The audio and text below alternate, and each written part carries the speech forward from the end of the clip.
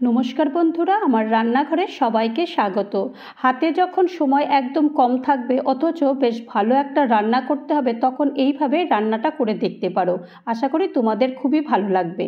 তো আমি এখানে প্রথমেই জলটা গরম করতে দিয়ে দিয়েছি কড়াই চাপিয়ে। আর এখানে আমি 2 কাপ মতো সয়াবিন নিয়েছি আর সামান্য পরিমাণ একটু নুন দিয়ে দিয়েছি। নুনটা আগে দিয়ে দিলে কি হয়, সয়াবিনের মধ্যে বেশ ভালো একটু ঢুকে যায় আর সয়াবিনগুলো তখন খেতেও ভালো লাগে। আর এখন সয়াবিনগুলো দেখো মোটামুটি সেদ্ধ হয়ে গেছে, বেশ আকারে কিন্তু বেশ বড় হয়ে গেছে। তো এখন এগুলোকে আমি এটা তুলে নেব। এখন এইভাবেই এগুলো তুলে নিচ্ছি। এখন একটা পাত্রে তুলে নিচ্ছি এই সয়াবিনগুলো দিয়ে। তবে তোমরা একবার এই যে রান্নাটা আমি করতে চলেছি, তোমরা এইভাবে একদিন সয়াবিনটা রান্না করে দেখতে পারো। আশা করি তোমাদের কিন্তু খুবই ভালো লাগবে এবং খুবই উপকারে লাগবে। তো এই সয়াবিনগুলো একটা পাত্রে নিয়ে নেওয়ার পরে তারপর এখানে আমি ঠান্ডা জল দিয়ে এটাকে রেখে দিলাম।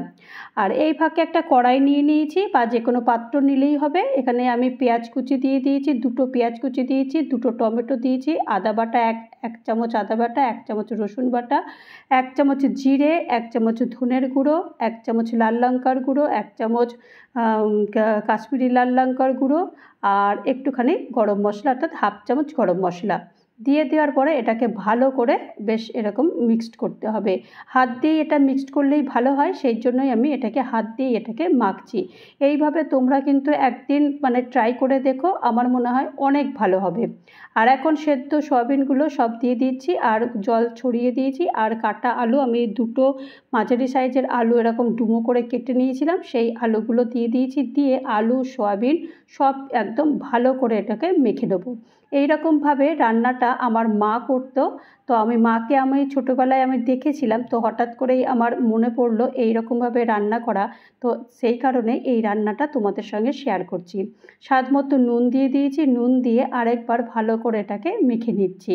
আর এই মাখাটার মধ্যে না দারুণ একটা সুন্দর গন্ধ আসছে, আর ভীষণই ভালো হয় খেতে। যারা যারা এইরকম করে রান্না করোনি, তারা একবার আমি বলবো এরকম করে রান্না করো, সময় অনেক বাঁচে আর খেতেও কিন্তু অসাধারণ হয়। এখন এখানে গ্যাসে কড়াই বসিয়ে দিয়ে আমি 2 টেবিল চামচ সাদা তেল গরম করতে দিয়ে দিয়েছি। গোটা গরম মশলা আর একটা শুকনো লঙ্কা আর একটা তেজপাতা ফোড়ন দিয়েছি। ফোড়নটা একটু হালকা নেড়েচেড়ে দিচ্ছি। নেড়েচেড়ে দেওয়ার পরে তারপরে এখানে 1 চামচ আমি এখানে বাটার দিয়ে দিচ্ছি। বাটারটা অবশ্যই দেবে, কারণ বাটারটা না দিলে কিন্তু এই রান্নার স্বাদটা একদম আসবে না। এরপরে যে পুরো মাখা সয়াবিন যেটা ছিল, সেই মাখা সয়াবিনটা পুরোটাই এখন দিয়ে দিয়েছি। এটাকে এখন ভালো করে 10 মিনিট মতন এরকম ভালো করে নাড়তে হবে, যাতে করে এই যে মশলাটা আমি মেখেছি সেই মশলাটা, পেঁয়াজ টমেটো এগুলো যেন একদম নরম হয়ে যায়। সেইভাবেই এখন 10 মিনিট ধরে এটাকে বেশ ভালো করে নাড়তে হবে। আর নাড়তে নাড়তেই দেখবে তোমরা যে পুরো একদম মশলাটা কষে যাবে, তেলটাও বেরিয়ে আসবে। তখন আমরা জল দেবো বা অন্য কিছু দেবো। দেখো অনেকটা কিন্তু মশলা একদম কিন্তু কষিয়ে নিয়েছি, আর আস্তে আস্তে কিন্তু তেলটা বের হতে শুরু করেছে। তো এইভাবেই মশলাটা বেশ এরকম বার হবার জন্য বারবার করে এরকম নাড়তে হবে। যেমন আমরা মাংসের ক্ষেত্রে বা চিকেনের ক্ষেত্রে আমরা এরকম বারবার করে কষা ভালো করে নাড়ি, ঠিক সেই রকম করেই কিন্তু এই সয়াবিনটাও এরকম ভালো করে নাড়তে হবে। নাড়ার পরে তারপর পরিমাণ মতো এখানে জল দিয়ে দেবো। জলটা দিয়ে দিয়েছি, দিয়ে দেওয়ার পরে তারপরে ভালো করে এটাকে নেড়ে চেড়ে দিচ্ছি। নেড়ে চেড়ে দিয়ে এখন এটাকে ঢাকনা বন্ধ করে দেবো।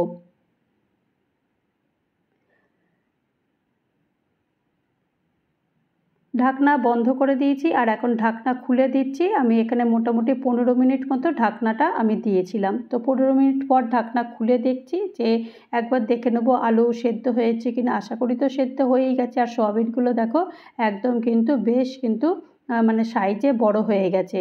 আর একবার একটু নেড়ে চেড়ে দিচ্ছি, আর 2-3 মিনিট আরেকবার ফুল ফ্লেম দিয়ে এটাকে ফুটিয়ে নিচ্ছি। আর কিছুই লাগবে না, দেখলে তো সব মশলাই আমি একসঙ্গে দিয়ে দিয়েছি। আর এটা বাস 15 মিনিটের বেশি সময় লাগে না। গ্যাসটা অফ করে দিয়েছি। আর এখন দেখো এটাকে চলো গরম গরম এটাকে সার্ভ করে দিই। কতটা তাড়াতাড়ি, একটু সময়ই লাগলো না। আমাদের হাতের কাছে তো অনেক সময় কাজ থাকে। তো এইভাবে একদিন তোমরা রান্না করে দেখতে পারো, অনেক তাড়াতাড়ি রান্নাটা হয়ে যায়। আর খেতে কিন্তু কোনো অংশেই কম হয় না, খুবই ভালো হয় খেতে। তো তৈরি হয়ে গেল আমার হাতে মাখা সয়াবিন। আশা করি এই রেসিপিটা তোমাদের ভালো লেগেছে। আর ভালো লাগলে অবশ্যই একটা লাইক করো, কমেন্ট করো। পারলে আমার চ্যানেলটা সাবস্ক্রাইব করে আমার পাশে থেকো। আর যারা নতুন বন্ধু হয়ে আমার চ্যানেলে ভিজিট করেছো তাদেরকে অজস্র ধন্যবাদ। আর যারা এখনও পর্যন্ত আমার চ্যানেলটা সাবস্ক্রাইব করোনি তাদেরকে অনুরোধ করব চ্যানেলটা সাবস্ক্রাইব করতে। আবারও নতুন কোনো একটা ভিডিও নিয়ে তোমাদের মাঝে চলে আসব। ততক্ষণের জন্য তোমরা সবাই ভালো থেকো, সুস্থ থেকো আর আমার চ্যানেলের সাথে থেকো। নমস্কার।